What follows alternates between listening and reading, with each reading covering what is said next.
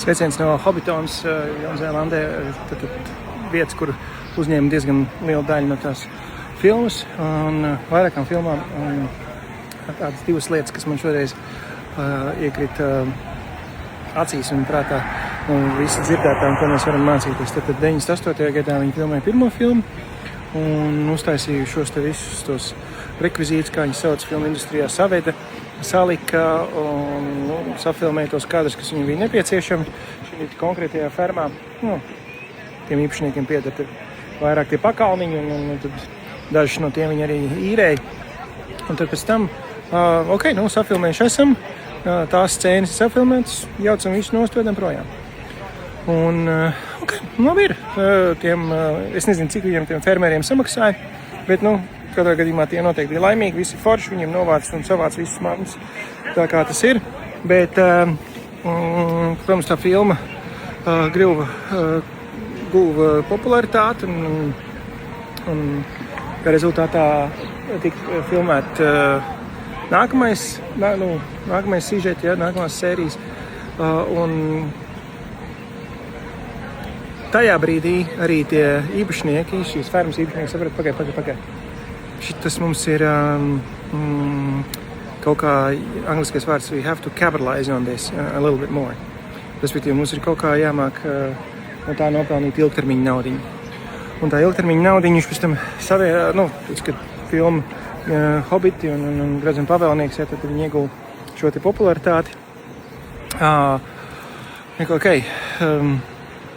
Taisam tādu, kur varēs pēc tam ekskursijas vest, nejauksim ārā. Taisīsim tā, ka pēc tam varēs būt ekskursijas, bet līdās skaties, kas te notiks. Šeit ir šī tā otrā lieta, ko es gribēju pieminēt. Man patīk tas autentiskums, ko viņi ir izdarījuši. Šeit tad ir vārti, pa kuriem brauc iekšā autobusi. Šie te turisma autobusi sakā visi iekšā autobusā un viņi tad brauc caur šiem te vārtiem. Kā tu pamanīsi, šie vārti nav elektriskie. Kaut gan pēc būtības vajadzētu, tas taču ir daudz ērtāk, kad ir elektriskie vārti. Pirmais, kāda būtu sajūta, ja būtu elektriskie vārti, kad brauc ar autobusu, mums, piemēram, gids izkāpja ārā, attaisa tos vārtus, autobusu iebrauc, gids izkāpja ārā, aiztaisa tos vārtiņus, ciet pēc tam pēc autobusu, iekāp apakaļ autobusā.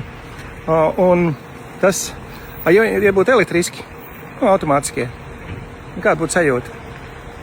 It kā ērtāk, vienkārši piebrauc, piespēd podziņu, attaisās vārtu, viss forši, viss superīgi.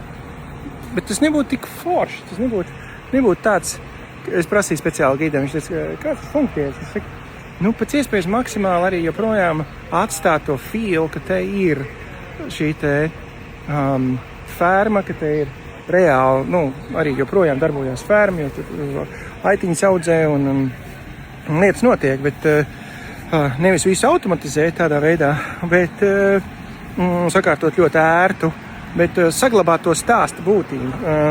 Un tas ir citreiz arī tāda nianse pie mūsu stāstiem, ko mēs biznesā stāstam mūsu klientiem, kā mēs viņus veidojam, atkarībā no tā piedāvājuma, kas mums ir.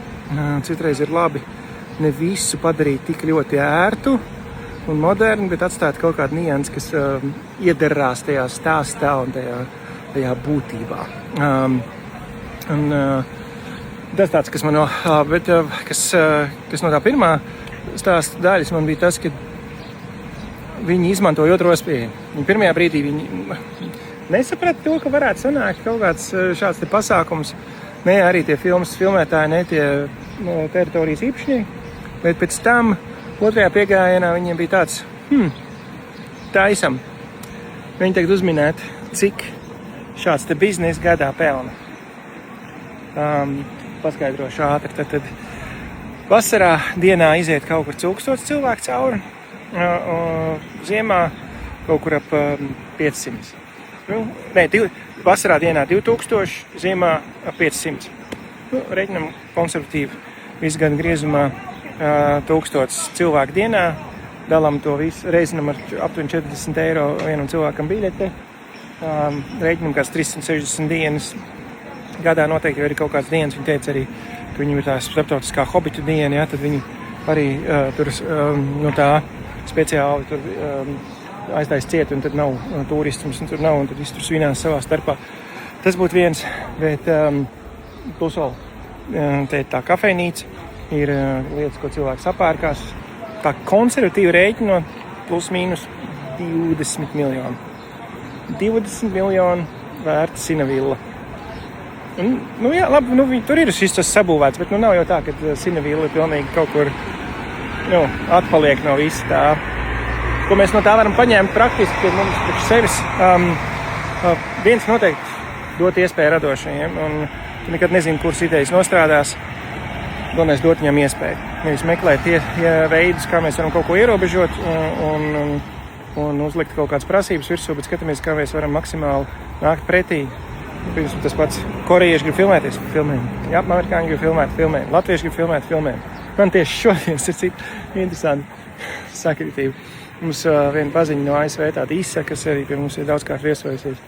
Viņa tikko burtiski mēs sēdējām Hobbitonā, viņa norezervēja mūsu Ziemokļu māju septembra sākumā, jo viņa grib tur maziņu īsi filmiņu filmēt. Protams, tā nav Hollywood, un tas ir kaut kas pavisam cits, tāds pa vienkāršo. Bet arī joprojām, arī es skatos, jā, super, mēs varam nākt par viņu, saka, Andris, cik maksās? Es saku, tad, kad tu būsi bagāt, tad man samaksās. Jā, bet dot iespēju un nākt pretī, un tu nezini, kur tas aizvedīs. Un dažkārt tad šādas te šķietami, es domāju, ka Tolkiens jau bija pazīstams, bet to, ka tā filma aizies tik plaši un tik populāri, es domāju, ka neviens tā īsti neapzinājās. Vismaz man tā šķiet.